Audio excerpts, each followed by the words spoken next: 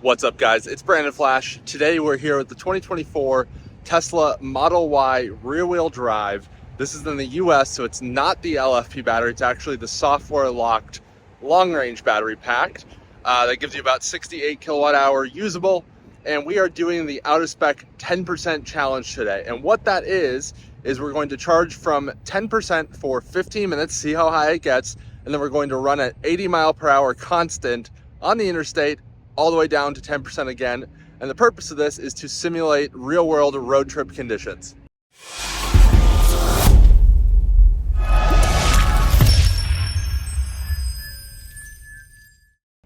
So as I mentioned, we have the 2024 Tesla Model Y rear-wheel drive. This is the cheapest new Tesla you can buy net of the federal tax credit, which is now a point of sale credit. So you can purchase this for about $35,000 or a little bit over $35,000 MSRP before taxes, fees, all that fun stuff. But as far as MSRP minus the $7,500, just over $35,000. And we're going to be charging it on a Alpatronic Kick 400. I have done a 0 to 100% supercharging test, and this particular trim does not actually charge over 500 amps, so we can do this on CCS no problem. And this will give us better conditions as far as traffic and things like that for the 80 mile per hour highway test. This car has just over 2,000 miles on it, just did a 70 mile per hour range test on it, so everything's nice and warm, bearings, all that fun stuff, nice and warmed up and ready to go. We're going to be using a CCS adapter on this charger here. We're going to plug it in, time it 15 minutes from the moment that the contactors click, so that way it's 15 minutes of power flowing. And then right when we hit 15 minutes, we're going to stop charging and we're going to hit the road and go at 80 mile per hour constant.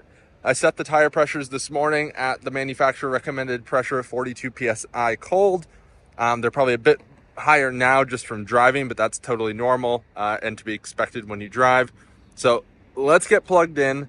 We'll set a timer for 15 minutes and then I'll kind of walk you through a little bit more. I activated the charger, just plugged in. I have a timer ready to go as soon as that light turns green. I'll be doing that on my watch. So it's communicating right now.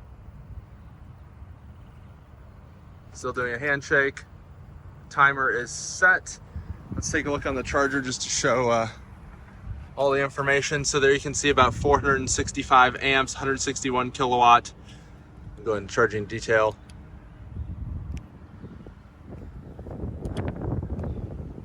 And now we're going to charge for exactly 15 minutes. And I suspect we'll get up to probably around 65%, but we shall see. This holds about 160 or so kilowatts flat until 43%, and then has a pretty gradual taper from there. So overall, pretty good charge curve. And I do have a full 0 to 100% supercharging charge curve recording that's either been already posted or will be posted soon. So definitely, if you haven't, subscribed to the channel and hit the like button as well on this video. And to simulate real-world road trip conditions during this test, the climate control does remain on because in the real world you would be using climate control while you're sitting there. And then we're going to have the navigation set to the supercharger, just kind of one exit up, so that way it preconditions. Here you can see some battery information. So battery is fairly warm. It is cooling it right now, so it was preconditioned as well, and we have supercharged today already. So battery's nice and warm. We're getting maximum power, 163 kilowatts there. And you can see that this is the software limited battery pack because it shows a full capacity of 79.4 kilowatt hour, even though this is the standard range rear wheel drive. We're about 6 minutes in, already added 15 kilowatt hour. Battery is again pretty warm. We do have the cooling system ripping, but 55C. And we still got another about 9% before it starts to taper down at 43%. So the charge curve on this with the software locked battery is just awesome. And let me just show you on the hypercharger screen where it shows the charge curve in real time. So there you can see how much we've added from the charger. And you can see just basically flat along the way. So we're at 44%, still just absolutely ripping. So maybe starting from 10% instead of 0%, it actually holds full power longer potentially. I guess we'll see shortly, but we still have over 5 minutes remaining. We're already over 45%, so really impressive result so far, and we'll see how far we get. Looks like we're now starting to taper at about 47%, so overall really good still. We just crossed 15 minutes. I'm stopping charging now. We're at 64%, and we're still at 116 kilowatt hour. We added 116 kilowatt. We added 36 kilowatt hour. Let me just show you the curve on the hypercharger while we unplug, but again, charging is stopped.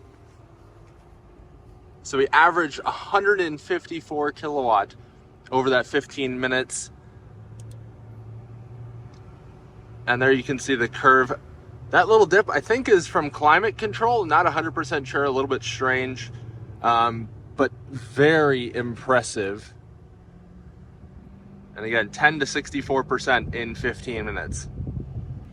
All right, so I'm going to reset this trip just to be good. We've got it in drive, and we're going to head south on I-77 towards Columbia, and then we'll turn around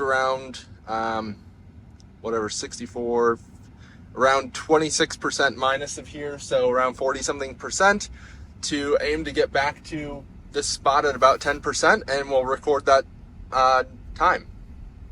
mileage.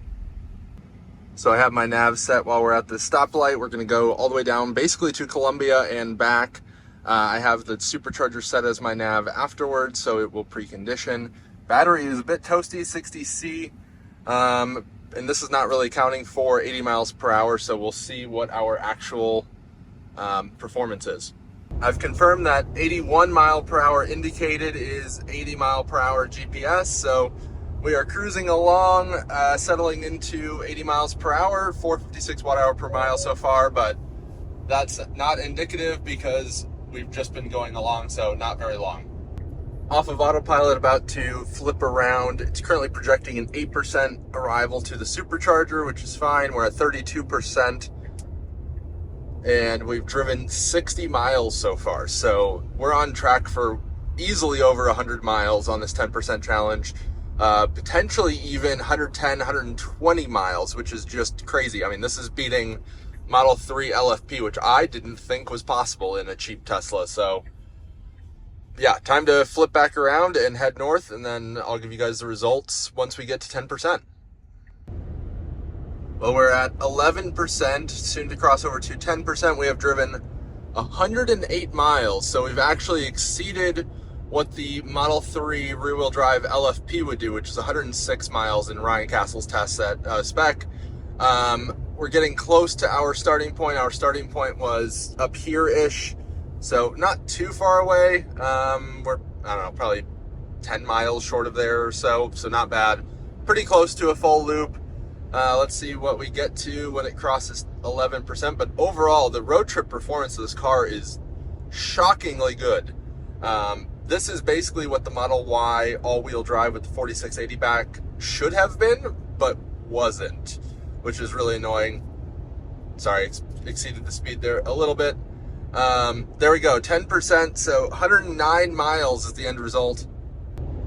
And while it wasn't the most scientific test, or at least not as much as I would have liked it to have been, unfortunately there was a little bit of rain and there were a couple little slowdowns. I did go a little bit faster to make up for it, so hopefully it ends up being pretty close. But at the end of the day, the point of this test is to show how capable a vehicle is on a road trip, and I would say that this test showed that this vehicle is extremely capable on a road trip.